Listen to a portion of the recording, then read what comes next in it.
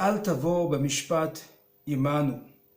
כי לא יצדק לפניך כל חי, תהין סליחותה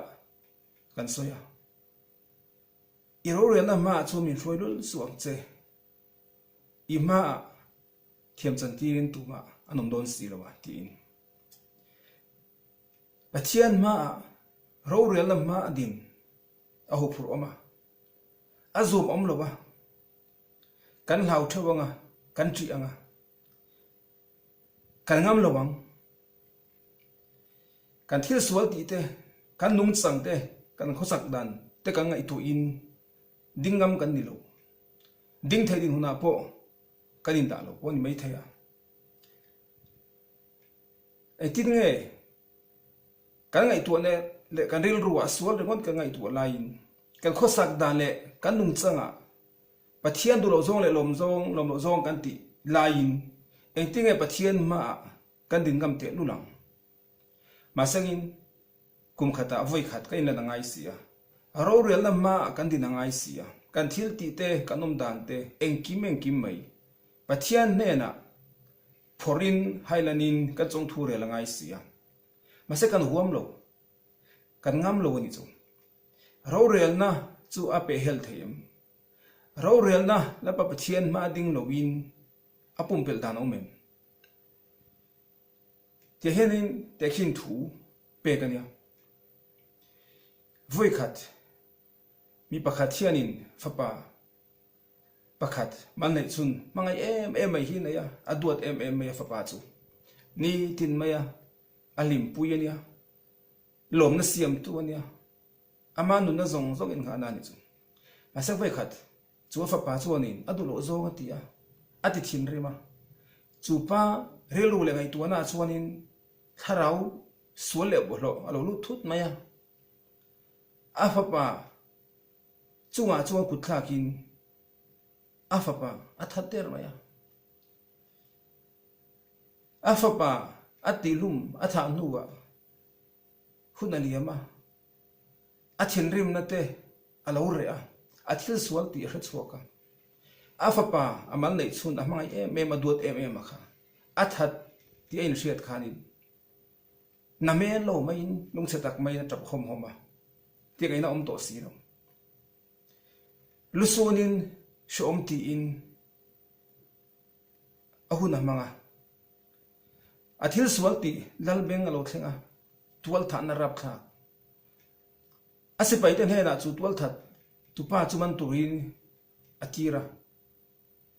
ase pai ten chu pa in bul anon thlen chuan tukver atanga thom trap thom lung chetak maya trap hom thom hi an sia chupa chuanin apoi ti ziate kafapa kathil sual ti han kawain sir tak em poi kawati tak em theini seng chon kan nun na hi itan kan han tu nia ke a in inun na hi ka chan tu ria ti in lung chetak maya atra le lua sun na athu chamte lan se pai de chon pon re ngai tha anuwa lan le nan sila chu tual thata chu lalma din ti rangaya RORELNA ma ashoi ngaya masangin lalin chupa lusun nate atrap thom te alungai nate alusun nate achiatin kama RORELNA ma adin chuang ngai to lawe tuna thil tor hi ana tok to atam tok to adam chungin shom ti in lusunin adahun chunga mangdon chuan chuanin pakhata chuanin ain thir na kha athil sual ti laka in lamlet na nei poiti na anei na kha ama in hu chuan na pian thar na nei na nia tin ashan pa shemangai to lem chuang lo athil sual ti hi anna salutu ka hei baga shemna li nom to lo ti in chupa chu shem lo in na chuan tia te khin thuania ke mani po kai ngai tu chinga nga pathian ma ding donila pathian mitlung thei kan omangem pathian tilung oi thei le tilom thei kan omangem ni tinin pathian do zong kan ti adang kan bo chi asolong kan bola kartin thatin kum tluanin kan du zong le kan lom zong kan uma kan ngai to ne le kan ril ruwa lalpa pathian kan hret sang lo ni chu adu zong ai kan du zong kan da la angai poimo ai kan thil kai ngal poimo te kan ngai poimo masa in kan ti masa kan nuna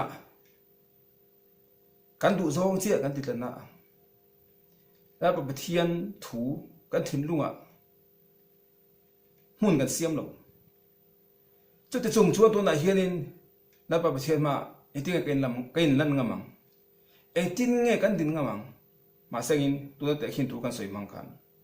kan thil sual ti to te kain chut le ta ka ngai tu nga har chuan na kan ne ya kan thil ti to te poi kan ti ani chuanin kan in chira shom kan ti a kan thil sual ti awangin lu kan su na kan trapani chuan kan thil sual ti te a thal lo zia hriat chuan chang kan ri ani chuanin aba pathianin min hriat thiam na po nei theya amma a ROREL na ma ding po ni ila kan shom tor na wangin keima ani chunga a ran pa a shem na aron tla bok ti lo po thilom thei ania ma segi moin ya ka thil so ti po kan shia du lo le in chir du na rilu po kan nei lowa poi ti na po kan nei lowa kan un phung pa ngai kan nung chun zo mani chuanin kan thil ti te bu kan dinga en fi an yanga nasita kan sirang khanin altavo bamishpat kilo itstak le fanek ha kol khai pathian maro re na ma tinge kan din ngamang kan fel na le kan that na zirin kan chung thu re ni se chon kan tling zo ton lo chu chon voi na kan ti tu e kan ti chonin kan lung changa in en fi an nei la kan thil sual ti ate shom ti na le in chi na nei la pian thana nei la pathian he in nam le le la